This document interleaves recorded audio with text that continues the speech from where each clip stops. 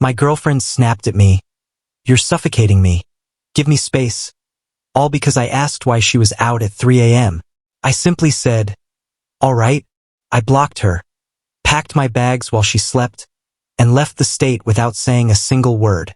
3 years later, she tracked me down and then, I, 30, male, had been with Silas, 31, for 4 years. I worked as an architectural technologist for a mid-size firm downtown. Silas was a freelance graphic designer, working inconsistent hours from our rental. My salary was $83,000 annually. Silas's income fluctuated wildly, averaging around $55,000. Together, our combined income was approximately $138,000. We lived in a 2-story rental bungalow in Raleigh, North Carolina's 5 Points neighborhood. The house was comfortable but required constant small maintenance that Silas often ignored. Our social life centered on occasional dinner parties at our place with 2 or 3 other couples. We rarely went out, mostly frequenting a small neighborhood bistro called the Copper Plate. Silas complained that dining out was too expensive and distracting for his creative process. My career involved developing complex digital models for large commercial builds. The work was demanding but deeply satisfying. I spent my days translating 2-dimensional plans into 3-dimensional computational reality. One day, a recruiter reached out with a remarkable opportunity. A boutique firm in Portland, Maine called Etheric Structures was hiring. They focused on ecologically innovative and complex coastal developments. The role was Senior Computational Design Specialist.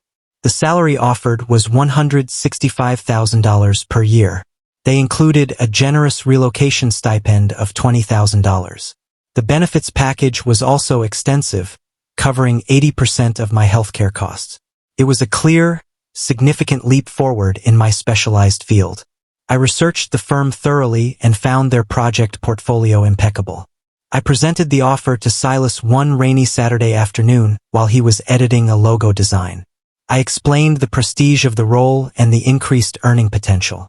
He paused his work and gave me a long, condescending look. "Portland, Maine," he slowly said, sounding unimpressed. I replied that it was a hub for innovative structural design firms. He answered that it sounded horribly cold and inconvenient. He added that his entire client base was established in the Raleigh area. He continued that I was being deeply selfish to even consider leaving North Carolina. Silas suggested that computational design was fundamentally tedious work. He mocked my excitement for the technical aspects of the job. Silas claimed that the salary was a fabricated number for my ego. He said I was prioritizing cold structures over our vibrant life together. I explained the importance of this specific career advancement. He dismissed the entire opportunity as a desperate, clingy attempt to feel important. I felt a cold distance settle over me, recognizing the pattern instantly. Update 1. I told the recruiter I needed 48 hours to finalize my decision. I did not actually need the time, but I needed to analyze Silas's reaction. Silas remained dismissive over the next few days. He often repeated his comment about the cold, inconvenient location. He would state that the firm sounded overly pretentious and academic. Silas added that my skills were more than adequate for my current role. He claimed that my desire for change meant I was dissatisfied with him. I tried to discuss logistics such as ending our lease early. Silas simply waved his hand, insisting I would not accept the offer. I quietly contacted the recruiter and formally accepted the position. I made this decision entirely without Silas's awareness or approval. I also called my friend, June, to discuss the professional opportunity. June had always admired Silas's artistic sensibilities. June replied that I was surely overreacting about the salary difference. She said that Silas was right about the distance from his clients. June answered that my focus on money often seemed shallow. She added that I should support Silas's local career instead. I realized June was firmly aligned with Silas's perspective. I thanked her for her time and ended the call quickly. I immediately began my private, methodical preparations. I opened a new, separate bank account with an entirely different institution. I transferred all my savings and investments into this new protected account. I spent evenings researching efficient cross-country moving companies. I only used secure, encrypted browser tabs for this sensitive research. I found a compact, modern loft apartment in Portland's Old Port District.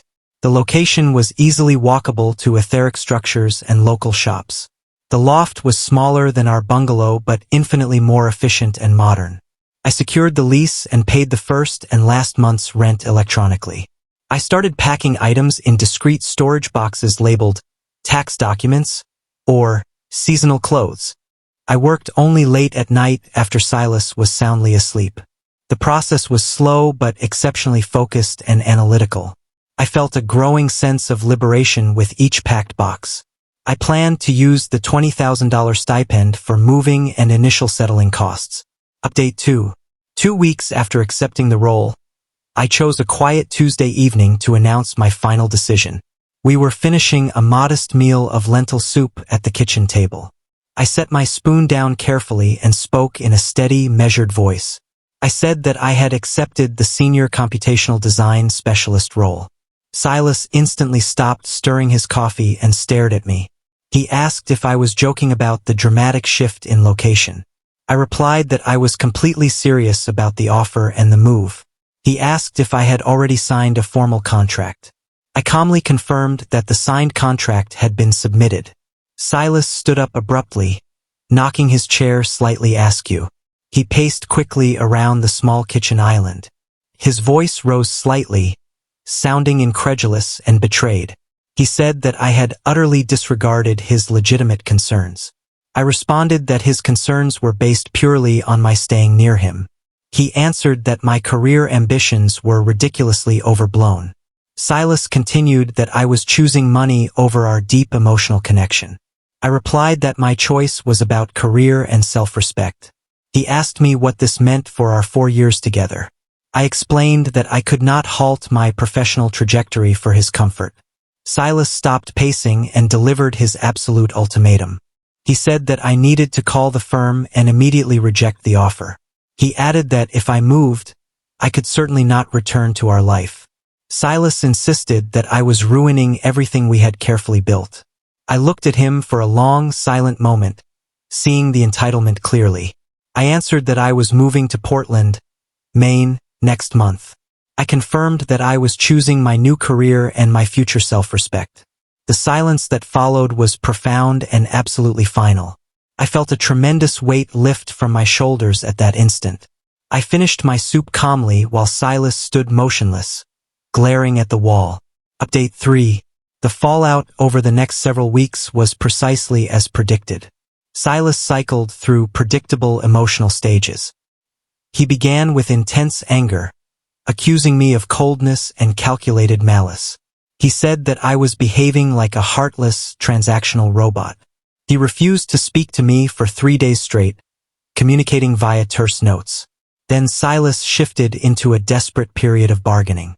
He proposed that I could try to negotiate a remote working schedule. He suggested that he could perhaps relocate his freelance business later. He promised that he would start applying for local graphic design jobs.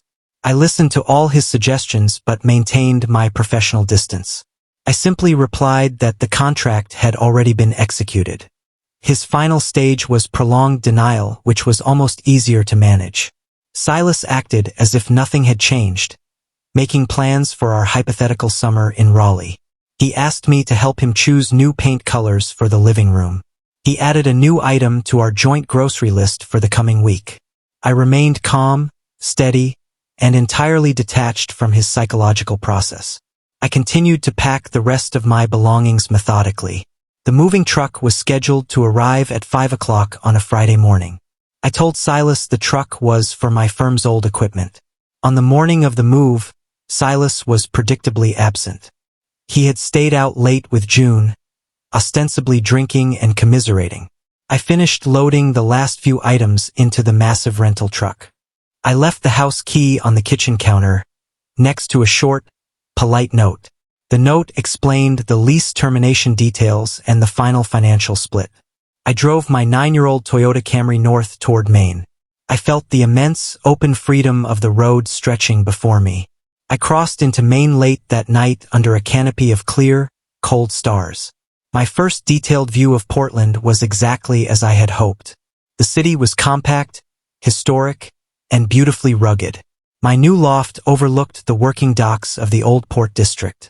The air smelled crisp, clean, and entirely new.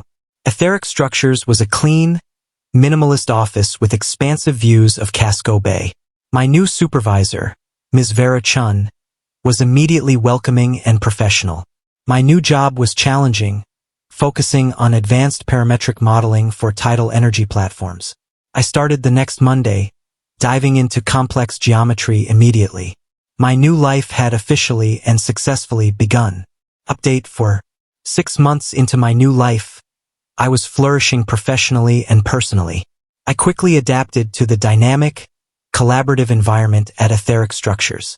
My analytical approach was highly valued by Ms. Chan and the engineering team. I developed a proprietary algorithm that streamlined complex material volume calculations.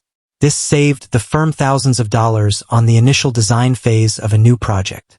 My social life also vastly improved with the change of scenery. I regularly met colleagues after work at local breweries and small, vibrant cafes. I explored the stunning coastal terrain on weekends with a group of colleagues. I made a close new friend, Kai, who worked in structural acoustics. Financially, the difference was astounding. I was saving nearly 60% of my $165,000 salary. I was no longer compensating for Silas's inconsistent freelance income. My investments were growing substantially, creating a solid foundation for my future. I received a promotion during the quarterly review cycle. My new title was Team Lead of Parametric Modeling, effective immediately. The promotion came with a significant annual bonus of $22,000. This rapid professional validation felt incredibly rewarding after Silas's dismissiveness. Around the 8th month, Silas's network began to reach out to me. June sent a seemingly innocent text message one afternoon. She asked how the cold academic life was treating me. I replied that the environment was stimulating and my colleagues engaging. She asked if I had found a decent place to park my old Toyota. I answered that the city's walkability made car ownership optional. I added that I often rode the Casco Bay ferry for fun. June then asked about the prestige firm's actual size and scope. I simply stated that Etheric Structures focused on large-scale sustainable design. I kept my responses polite, factual, and strictly reserved. I did not offer any unnecessary personal details about my success or happiness. I remembered how he had demanded, "You're too clingy. Give me space," when I merely asked for clarity. That memory reinforced my resolve to keep this new distance. Update 5. My professional success continued its upward trajectory into the 10th month. I was asked to speak at a national computational design conference. I chose to update my professional profile on LinkedIn with the details. I listed my current position, Team Lead, Parametric Modeling at Etheric Structures. The post detailed the new algorithm I had developed and the resulting cost savings. I also noted my recent $22,000 bonus. Silas must have seen the post directly or through a mutual acquaintance. I knew he had access to LinkedIn through his freelance networking needs. The cold, hard numbers of the bonus were likely impossible to ignore. He learned the exact truth about my title, salary, and new status. He sent a barrage of messages to my personal email address over 2 days. Silas asked if the reported figures could possibly be accurate. He replied that the new title sounded slightly overstated for the reality. He wrote that he deeply missed my highly supportive presence in his life. I did not acknowledge or respond to any of the frantic messages. Simultaneously, 2 other friends from the Raleigh circle reached out. They both apologized for their earlier, misguided lack of support. They admitted they were misled by Silas's portrayal of the job as a minor lateral move. One friend, David, confessed that Silas had claimed I moved for trivial spite. My Aunt Beatrice, who had always been a quiet supporter, called me. She complimented my clear-headed decision-making process. She said that my professional growth was incredibly impressive to everyone. Aunt Beatrice added that Silas's behavior had become increasingly erratic. She acknowledged that my decision to leave was correct and long overdue. Hearing her detached validation strengthened my calm conviction. I focused solely on the conference presentation preparations. The messages from my past life were merely noise now, easily muted. Update 6. 13 months after my sudden departure, Silas visited me in person. I was attending a smaller regional industry mixer in Boston, a short drive from Portland. I was surprised to see him standing awkwardly near the coat check. His clothes looked rumpled, and he appeared noticeably thinner than before. He spotted me and walked over quickly, his movements seeming desperate. He said he needed to talk to me about what had transpired between us. I replied that I believed everything that needed to be said had been said. He claimed that he had changed significantly in the past year alone. Silas added that he now deeply understood the importance of my career. He insisted that my absence had taught him about true commitment. I calmly referred him to his previous actions and dismissive comments. I reminded him of the hostile messages he sent after seeing my LinkedIn post. He looked down and shuffled his feet slightly, unable to deny the facts. I noted that his current acknowledgement felt highly conditional. I said that his validation arrived only after my financial success was proven. Silas insisted that he wanted us to try again, starting fresh in Maine. He proposed that he could find freelance work supporting local artists. I politely but firmly declined his suggestion for a reconciliation. I explained that the person he wanted to return to no longer existed. I added that I had built a completely new life that excluded him.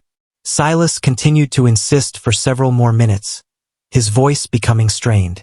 I maintained my analytical tone, focusing on factual points, not emotion. Finally, he realized the immovable finality in my demeanor. He quietly turned and left the event without saying goodbye. Update 7. Silas's reaction to my rejection was predictable escalation. Within 2 weeks, I received an official notification from a law firm. He was attempting to sue me for a portion of the shared rental deposit. He claimed I had left the property in a state of willful disrepair. The amount was small, under $2,000, but the action was hostile. My firm's in-house counsel connected me with an excellent local lawyer. She efficiently managed the frivolous claim within a week. She proved Silas had taken over the lease and was fully responsible for the deposit return. The lawyer easily demonstrated that Silas's claim was baseless harassment. Silas also attempted online retaliation through social media platforms. He posted vague, accusatory claims about my supposed emotional manipulation. He suggested I had used him as a launchpad for my career advancement. He used a former acquaintance's blog to spread these inaccurate narratives. Fortunately, his online claims quickly collapsed under scrutiny. David and June, realizing the extent of Silas's instability, spoke up.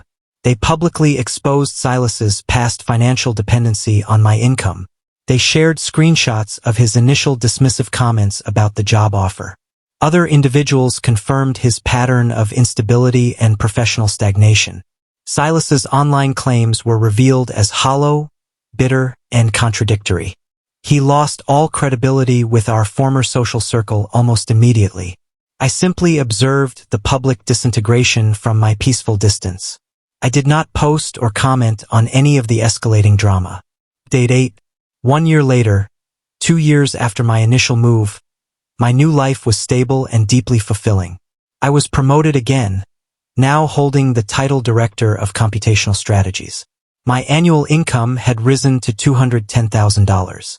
I was investing heavily and considering purchasing property in the state. I drove a leased electric car now, but still preferred to walk most days. I was also in a committed, mature partnership with a woman named Leora. Leora was a marine biologist who appreciated clear communication and independence. Our relationship was built on mutual respect and distinct professional achievements. Leora actively encouraged my career success and demanding schedule.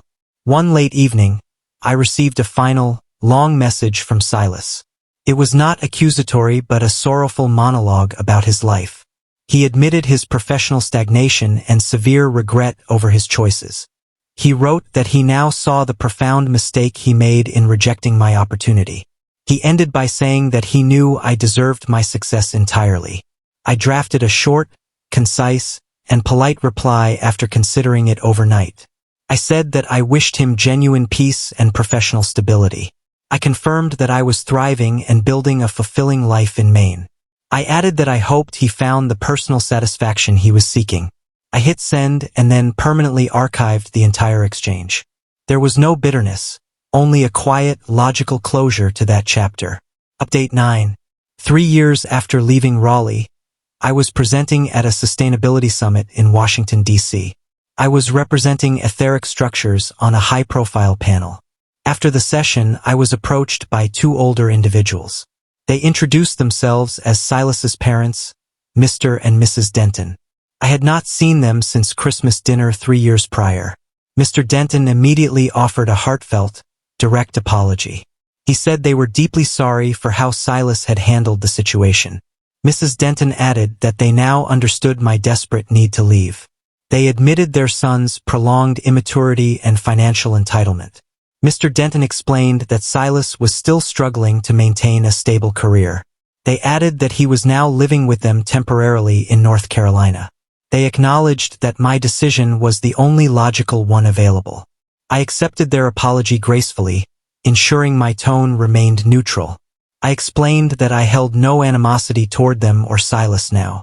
I simply saw the situation as a necessary course correction for my life. I reflected on the entire 4-year relationship and its bitter ending.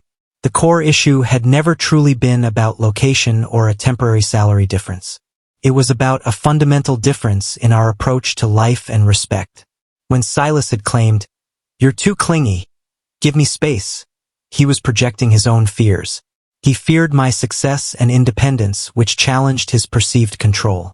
My life lesson was clear, direct, and unassailable. Never allow another person's limitations to define your own potential. Value your professional worth and growth above any comfortable stagnation. I politely excused myself from Mr. and Mrs. Denton, wishing them well. I walked away, feeling quiet, logical closure and deep, settled peace. My focus was entirely on the future. Final update. I closed out the Washington trip the next morning with Leora. We drove back up the coast, stopping for a celebratory dinner in Portsmouth, New Hampshire. The restaurant, the Oyster Catch, was vibrant and filled with the low hum of professional conversation. I looked at Leora across the polished wooden table, feeling immensely grateful. She was discussing her research grant proposal with calm, focused enthusiasm. I realized the profound difference between this healthy, mature relationship and the past. Silas's old accusation was entirely meaningless now. The phrase, "You're too clingy, give me space," which he had used to deflect his own insecurity, was inert. It had ceased to hold any emotional power over me. It was not clinginess he fought against, but competence. He demanded space so he could remain comfortably irresponsible in my shadow. Now I had all the space and independence I could ever desire. I had earned it with focused ambition and steady resolve. I continued to build my career, my wealth, and my foundation. I knew my choices were entirely justified, based on objective facts and outcomes. My life was defined by the success I had built, not the abandonment I had fled. The quiet peace of the evening was absolute and well-deserved. I ordered another glass of sparkling cider and smiled easily.